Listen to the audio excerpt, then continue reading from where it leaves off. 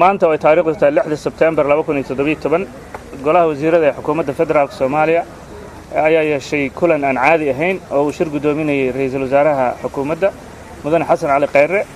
arrimaha kulanka looga hadlay ayaa ahaa arrimaha amniga qaranka iyo dhacdadii sarkaalka jabhadda hubaysan ee ONLF. golaha ayaa ugu horreyn warbixin ka dhageystay hay'adaha amniga ee la xiriira xaaladda amni ee dalka guud ahaan, gaar ahaan dhacdadii sarkaalka jabhadda hubaysan ee ONLF, waxayna sheegeen inuu abaabulayay falal lid ku ah amniga dalka oo in muddo ah ka dhex waday dalka gudihiisa, xiriirna ula lahaa kooxaha argixisada ee Al-Shabaab. warbixinta amniga qaranka kadib ayaa ra'iisul wasaaruhu wuxuu ka codsaday golaha wasiiradu inay ka doodaan, falanqeeyaan, eegaana dhanka siyaasadda iyo dhanka sharciga guud ahaan.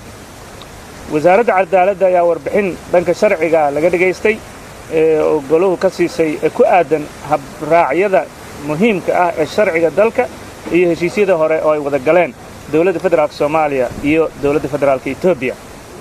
golaha waxaa la hor keenay nuqulka heshiisyo ee dowladda federaalka Soomaaliya ee hore ula gashay dowladda Itoobiya ee 7 Juun 2015, kaasoo dhanka Soomaaliya uu u saxeexay wasiir dawlihii markaas madaxtooyada jamhuuriyadda federaalka Soomaaliya xildhibaan Maxamed Salaad ee dowladda madaxweyne Xasan Sheekh Maxamuud.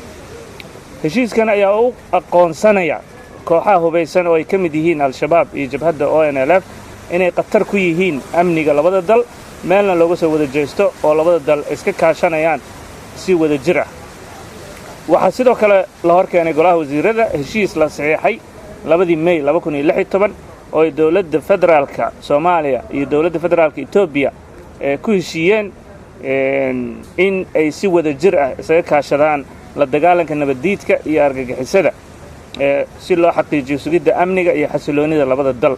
heshiiskan isaga ah 2 May 2016 waxaa markaas dowladdii federaalka u saxeexay wasiirkii hore boostada isgaarsiinta mudane Maxamed Jaamac Mursal Geelle iyo mudane Cabdikariin Xuseen Guuleed. qodobada heshiiskaas oo kuwa ugu muhiimsan ay ahaayeen in si buuxda aan isaga kaashanno la dagaalanka iyo ciribtirka kooxaha argixisada ah, gaar ahaan Al-Shabaab iyo ONLF. dood dheer kadib golaha wasiiradu waxay go'aamiyeen arrimahan: 1. in siyaasadda dowladda federaalku ay tahay mid ku qotanta iskaashi dalalka geeska Afrika ah, xoojinaysana nabad ku wada noolaanshaha mandaqadda, xoojinta dhaqaalaha, iskaashiga iyo amniga, isla markaasna aan jamhuuriyadda federaalka Soomaaliya loo ogolayn in jabhado hubaysan ama kooxo argagixiso ah ay gabaad ka dhigtaan. 2. golaha wasiiradu waxay hoos ka xariiqeen in shakhsigani uu ahaa sarkaal sare oo ka tirsan jabhadda hubaysan ee ONLF, isla markaasna uu falal lid ku ah amniga dalka uu ka dhex waday geyiga Soomaaliya iyo mandaqadda, iskaashi dhowna la lahaa kooxaha argixisada ee Al-Shabaab. dowladda federaalka Soomaaliya waxa ay diyaar u tahay inay kaalin firfircoon ka ciyaarto wax walba oo ka qayb qaadanaya nabadeynta mandaqadda si waafaqsan dastuurka iyo shuruucda dalka. dowladda federaalka Soomaaliya waxay garowsan tahay doorka ciidamada wadamada dariska ah ee Djibouti, Kenya, Ethiopia, Burundi iyo Uganda ay si hagar la'aan uga garab dagaalamayaan ciidamada qaranka Soomaaliyeed si dalka loogu soo dabaalo xasilooni waarta.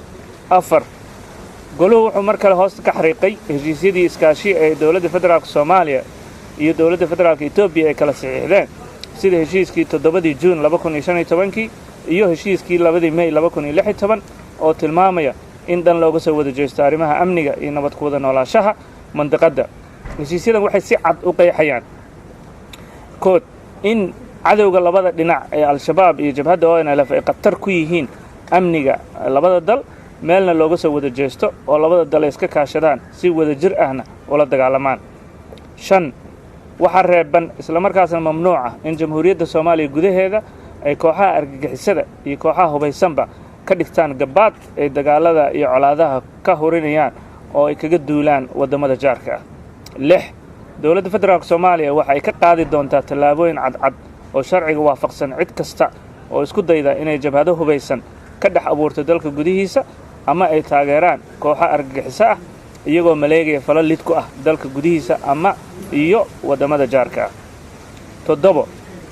qodobka ugu dambeeya: xukuumadda federaalka Soomaaliya waxay dib u eegis ku samaynaysaa heshiisyadii ay dowladdii hore gashay si qabyatir loogu sameeyo wixii daloolooyin ah ee ka jira haddii ay jiraan loona waafajiyo habraaca sharciga ee dalka.